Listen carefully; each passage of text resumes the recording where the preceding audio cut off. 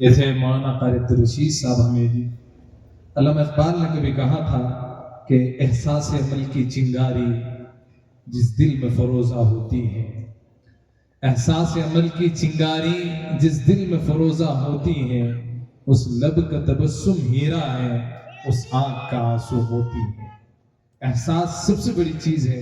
اللہ سبحانہ وتعالیٰ مجھے آپ کو ہم تمام کو احساس کی دولت سے مالا مال فرما۔ ایمان کے ساتھ انسان کو احساس ہونا چاہیے۔ ماشاءاللہ مولانا نے تعلیم پہ اتنی اہم بات کی ہے۔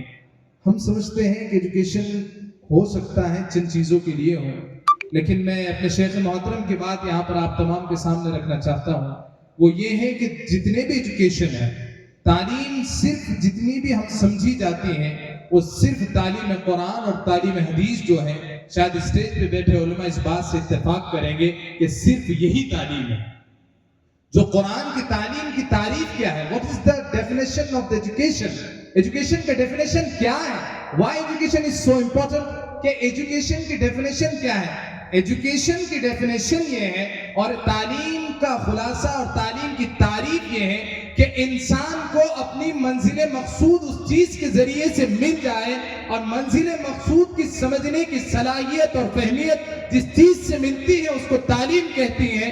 تمام علماء کا اجتماع اس چیز پر ہے کہ صرف قرآنی اور حدیثی جو یہ صرف واحد یہ چیزیں جو تعلیم ہے، باقی جتنی چیز ہے وہ سب ایک آرٹ ہے جس کو ہم تعلیم اور اردو میں کہیں تو فن ہے۔ یہ تعلیم صرف جو دینی تعلیم ہے اتنی ہی تعلیم ہے، اس کے علاوہ سب فنون ہے، فن ہے۔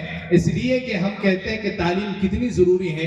Why education is important؟ Because without education we can't survive in the society, we can't survive in business, we can't success in anything۔ Education کے علاوہ، تعلیم کے علاوہ ہو ہی نہیں سکتا کہ ہم کوئی چیز میں سکسیس ہو سکے۔ سمجھ کے علاوہ ہم کوئی چیز میں سکسیس ہو سکے ہو ہی نہیں سکتا، اور قرآنی تعلیم سے بڑھ کر کوئی تعلیم نہیں ہے۔ میں آپ کو تھوڑا سا بتاتا چلوں، مولانا نے تعلیم کی بات چھیڑی ہے کہ قرآنی تعلیم میں آپ کو کیا کیا ملتا ہے۔ دنیا والے اگر آپ کو یہ کہتے ہیں کہ جو قرآنی تعلیم ہے، جو قرآنی ایجوکیشن ہے، اس میں کچھ نہیں ملتا ہے، تو میں آپ کو بتاتا ہوں، دو تین چیزیں آپ کے سامنے رکھتا ہوں کہ دنیا میں آج جو سب سے زیادہ اہمیت کا حامل ہے، جو ایجوکیشن سب سے زیادہ ٹاپر مانا جاتا ہے، اس کو علم سائنس کہتے ہیں، اس کو سائنس کہتے ہیں۔ سائنس ریسرچ کرتا ہے۔ میں آپ کو 18 سینچری کی ریسرچ بتاتا ہوں، یعنی 1800 کی ریسرچ بتاتا ہوں۔ مولانا سائنٹسٹ نے ریسرچ کیا اور اس نتیجے پر پہنچے کہ moon does not have its own light, کہ چاند کے پاس اپنی خود کی روشنی نہیں ہے۔ میں آپ کو قرآن بتاتا ہوں، آپ سورہ نوح کو کھولیں، قرآن کہتا ہے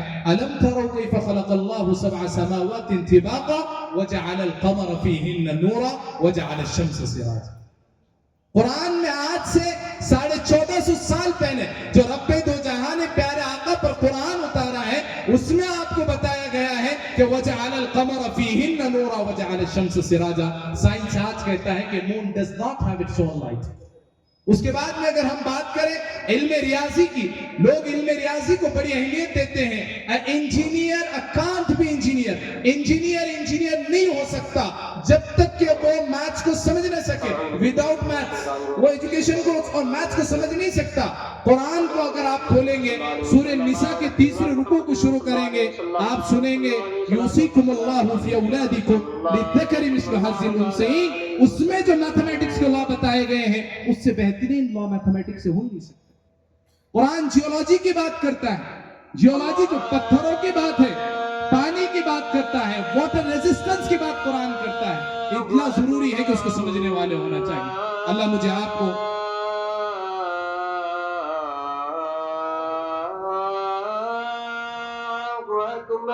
اللہ اکبر، اللہ اکبر، اللہ ہم تمام کو سمجھنے کی توفیق نصیب فرمائے۔ دوسری اہم قرآن کی دعوت، اس عنوان پر بھی آپ سے انشاءاللہ بعد میں گفتگو کروں گا۔ میں ہمارے درمیان اور موجود ایک اہم شخصیت آپ کے پربھنی کے اور اس علاقے کے عالم دین حافظ مہذب صاحب سے میں درخواست کروں گا کہ وہ تشریف لائیں اور اس موقع پر آپ تمام لوگوں کی ضرور رہنمائی فرمائیں۔ اشہد ان لا الہ الا اللہ